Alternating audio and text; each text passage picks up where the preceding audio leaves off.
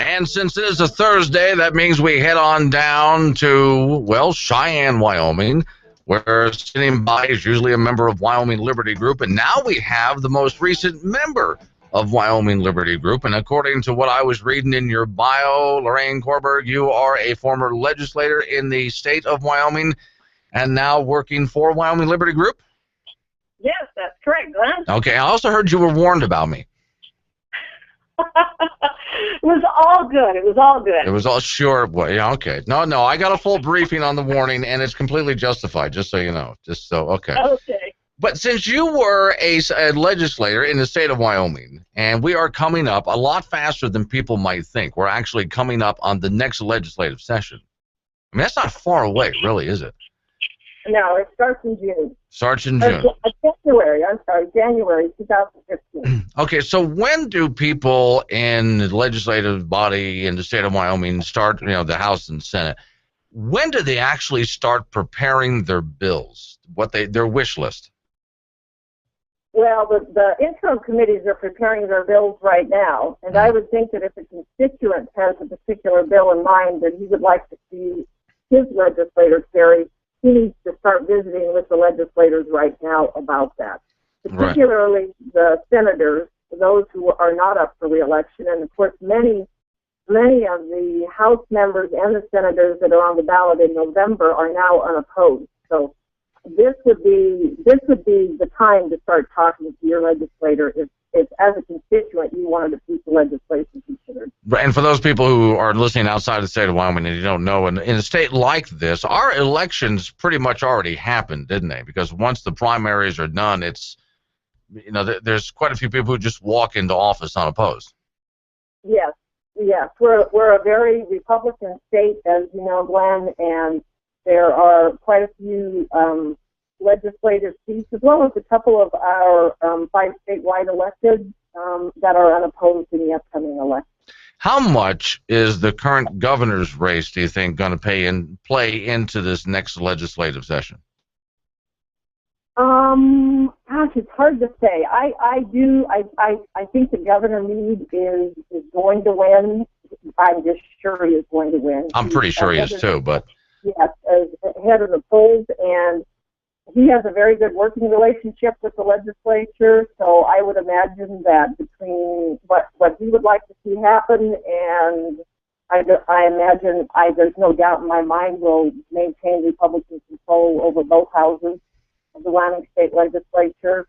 Probably what he would like to see happen would stand a pretty good chance of taking place. Yeah. Now, I was leading you up to that was the setup there. Now I lead you in. Since the governor pretty much has an idea of what he wants done, and he pretty much, as I see it, I mean, correct me if I'm wrong, has the people in place to get done what he wants to have done. I mean, from where I'm sitting, that's not necessarily good news, but let's talk about this. So we start off with one of the big issues this year, which would be Medicaid expansion. Yeah. So what happens? I mean, are we going to end up expanding it? Because I see the governor is sort of flip-flopping a little bit on it, but the governor he swears he's not. Well, I don't know. He really didn't have a lot of choice. The legislature in this past legislative session, in the budget session, if you look over the budget and you go to section 338, the legislature passed an extensive amendment called Medicaid expansion. Mm-hmm. And they really did not give the governor any choice in the matter. They basically directed the Department of Health, the insurance commissioner, and the governor to negotiate.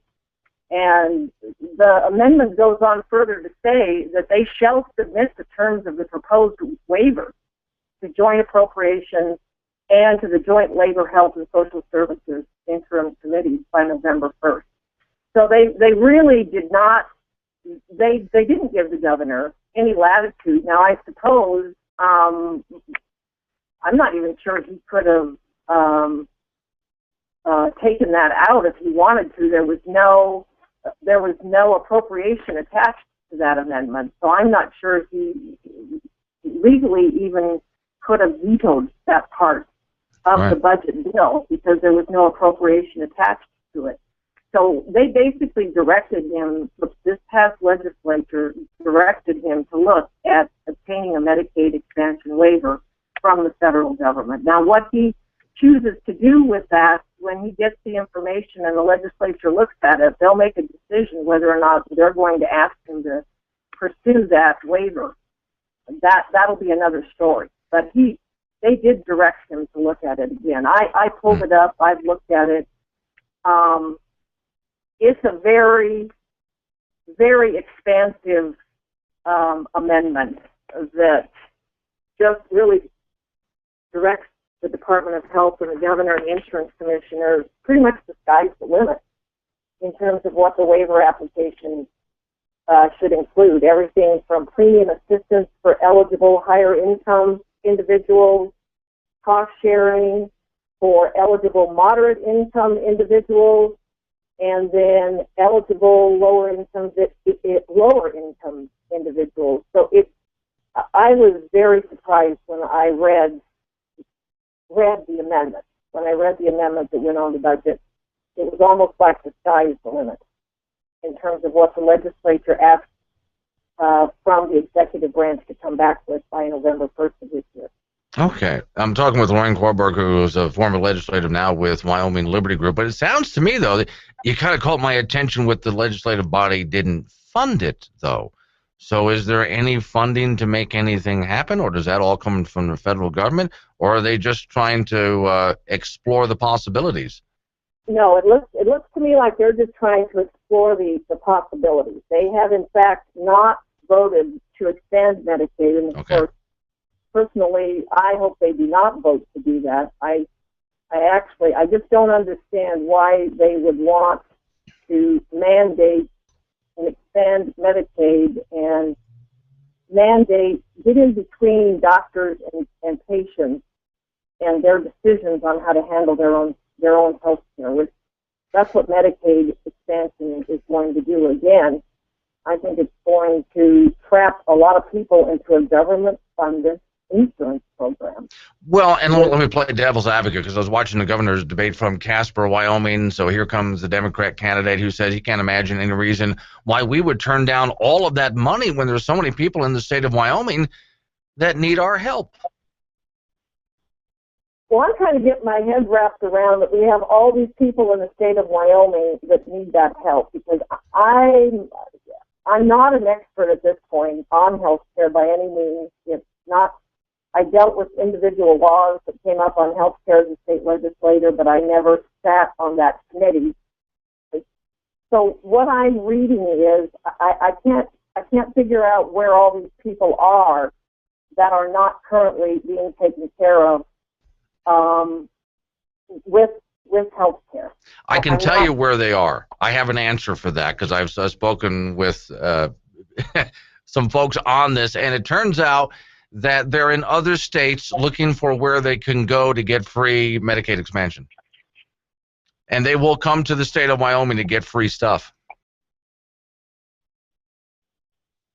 Well, that could be, because there aren't, I think there's still like 21 states that have not signed on to Medicaid expansion. Well, and I'm using as an example many of the states out there that have expanded it, and what has happened to them after they expanded it. They had a flood of people who came in just to take advantage of the system. So, I better ask you about this. There's a group out there that's running some advertising on this show, and it's Citizens Protecting Wyoming is what they've called themselves, and they're worried about Governor Meade and refugee camps in the state of Wyoming. And I thought, well, I've heard the governor talk a little bit about that, but frankly, most people in Wyoming have no idea what this is about. Do you? Well, I'm assuming it has to do with the refugees that came across the border, the children and the families from, was it Central America or South America? So I'm assuming that that's what it has to do with. Okay. But you really haven't heard anything else beyond that? No. Okay. I have not heard anything else beyond that, other than I had heard that he was, that I don't even know where I heard it, that he was thinking of considering doing that and taking them in. Yeah. Okay. But I don't know if he did or if he did not. Well, during the legislative process, I mean, you were a legislator yourself, and I came across someone from this neck of the woods who was able to write a bill and get it passed just simply because it had to do with taxidermy, just simply because there were some constituents that came to him and sat down and said, look, here's the problem. And he was able to put together a bill for them and then get it passed through the legislator, and they were able to make some adjustments apparently in the last session, or I guess maybe it's they'll talk about it again in the upcoming sessions too.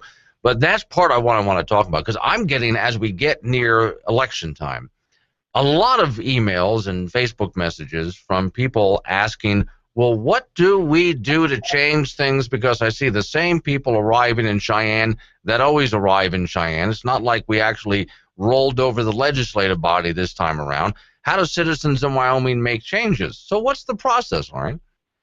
Well, the process to make changes obviously started back when you could file for office in the primary election. And I guess from my perspective, because I love the process and I love the election process, if people are unhappy with the decisions that the Wyoming State Legislature is making, and in particular their own legislator, their own House member, their own senator, I guess they have to decide, they have to do their due diligence.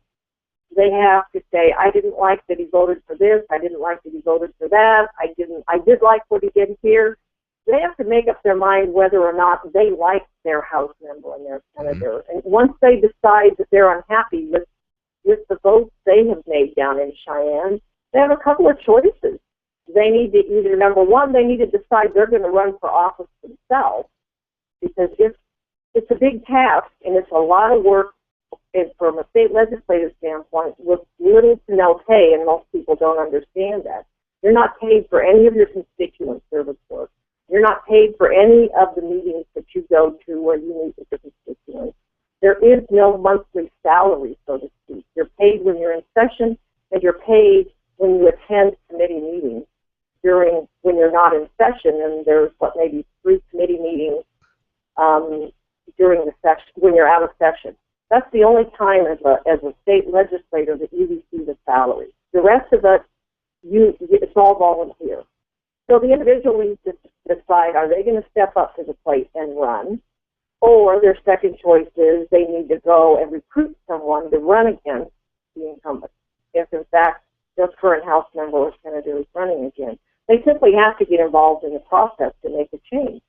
The other thing, if they let that timeline, which they probably have, come and gone, where they didn't run themselves or they didn't recruit someone to run, and they're going to send the same House member and the same senator back, then they have to get involved. They have to let that individual know how they would like them to vote. They have to stay in touch with their House member, with their senator during the legislature. They have to track the bills that are important to them, and they have to communicate with their House member and with their senator. I always love the House. We considered ourselves the people's house. We're up every 2 years. Well, and just a side note is it's probably a good idea to keep your representatives on speed dial, but if you're a jerk when you call, they have every right to hang up. They won't. Yeah. All right. Hey, Lorraine, I'm looking forward to reading your articles from Wyoming Liberty Group. Okay, take care. Thanks for having me on today. Bye-bye.